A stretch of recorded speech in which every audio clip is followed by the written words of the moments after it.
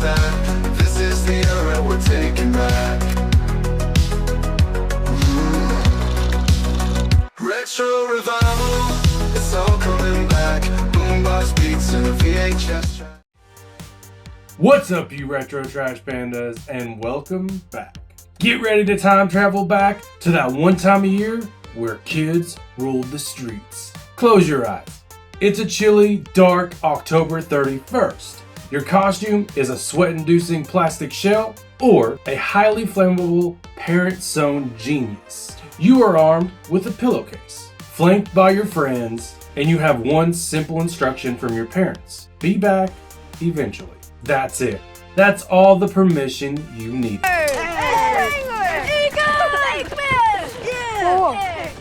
What? Why are you Venkman? Because I'm Venkman. No, I'm Venkman. Why is no one else wearing costumes? This wasn't a supervised, scheduled event. This was the Halloween in the 80s and 90s. It was a chaotic, magical adventure where the neighborhood was completely yours.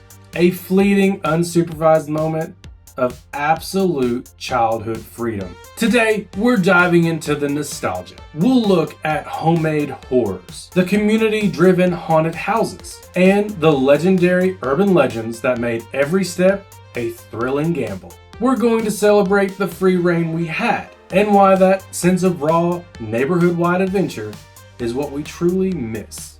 The true magic of 80s and 90s Halloween started the moment you stepped outside. It was the unsupervised squad. It was you, your best friends, maybe a slightly older sibling, all given a wide open area to explore. We didn't need tracking apps or designated areas. We navigated the dark streets and mysterious neighbors, relying solely on teamwork and whispered directions. The neighborhood felt enormous, mysterious, and entirely open for conquest. And how did we look on this quest? Forget the prepackaged perfections of today. Our adventures started with the costumes. You were either sporting a highly flammable plastic mask and vinyl suit, which smelled like hot vinyl and cut off your air supply, or you were an original creation. And that's where the real magic was, the DIY creativity. We were working with paper bags, aluminum foil, and whatever you could find in the junk drawer. Who needed a $60 specialty store costume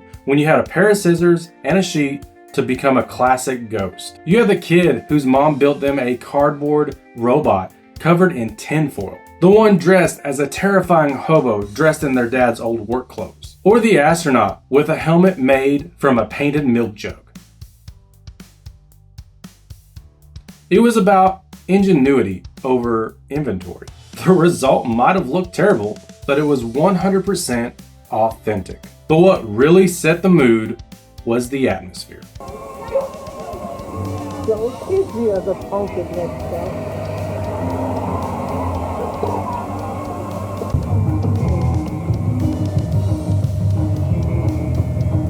It was the subtle cues that made the night. Think of the decorations, the thin, stretchy cobwebs that smelled faintly of cotton, the black plastic spiders, the cutout cardboard silhouettes taped into windows, and the sounds. The tinny, repetitive loop of a Halloween sound effects cassette playing out of a window.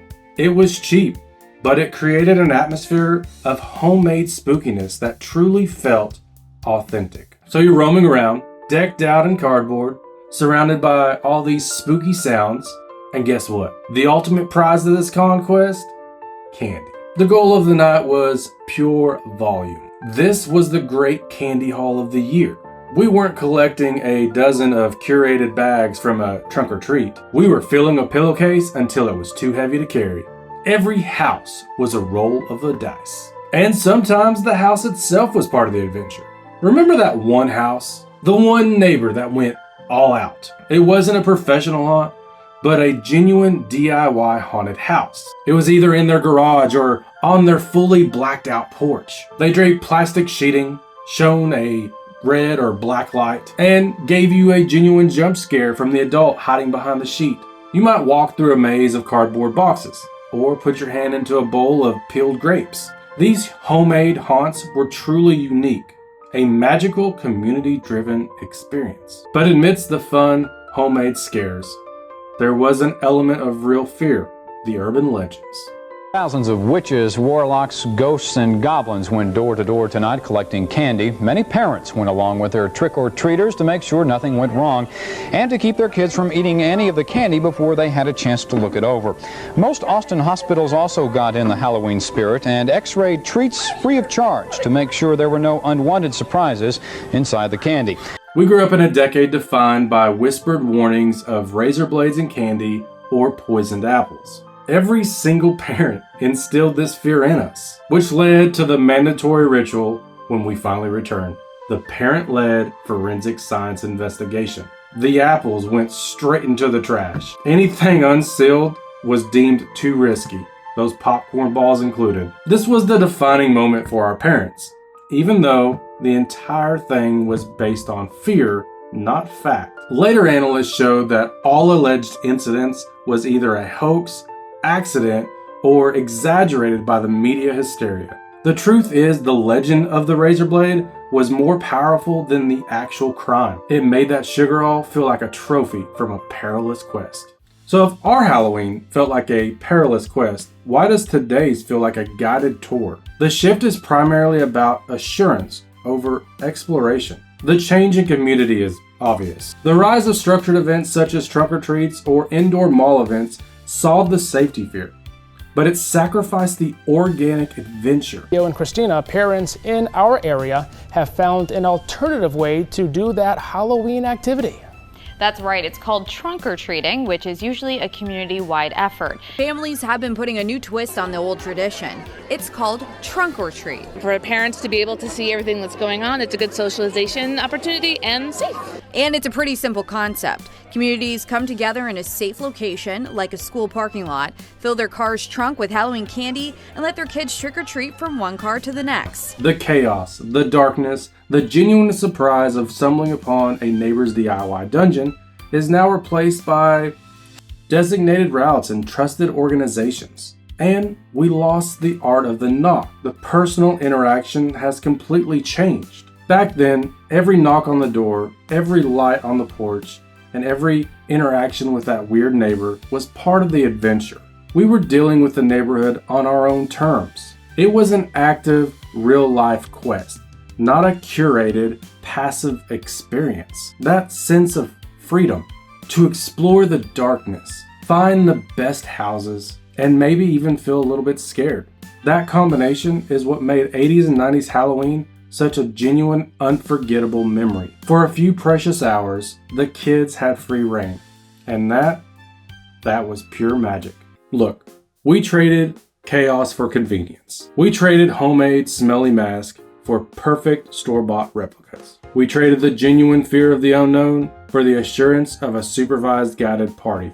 But in that trade, we lost something that was truly magical: the run of the night. Halloween in the 80s and 90s was the one night a year that the rules didn't apply. It wasn't just about candy. It was about the adventure, the whispered legend of the razor, the thrill of stumbling upon that neighbor's terrifying haunted house. It was a fleeting moment of free reign and unsupervised childhood magic before the world went and got small and organized. That is the Halloween we remember. It wasn't safer, but it was absolutely, undeniably a better story. Now, I want to hear from you. What was the best DIY haunted house moment you remember as a kid?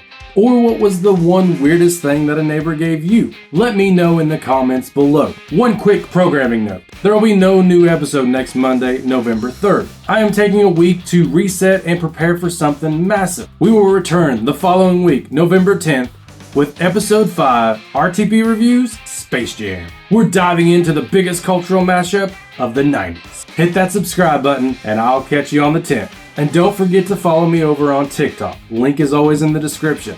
I'll be posting some 80s, 90s, and 2000s Halloween stuff over there this week. Happy Halloween, you retro trash pandas. Stay spooky, be kind, rewind, and I'll catch you in the next one.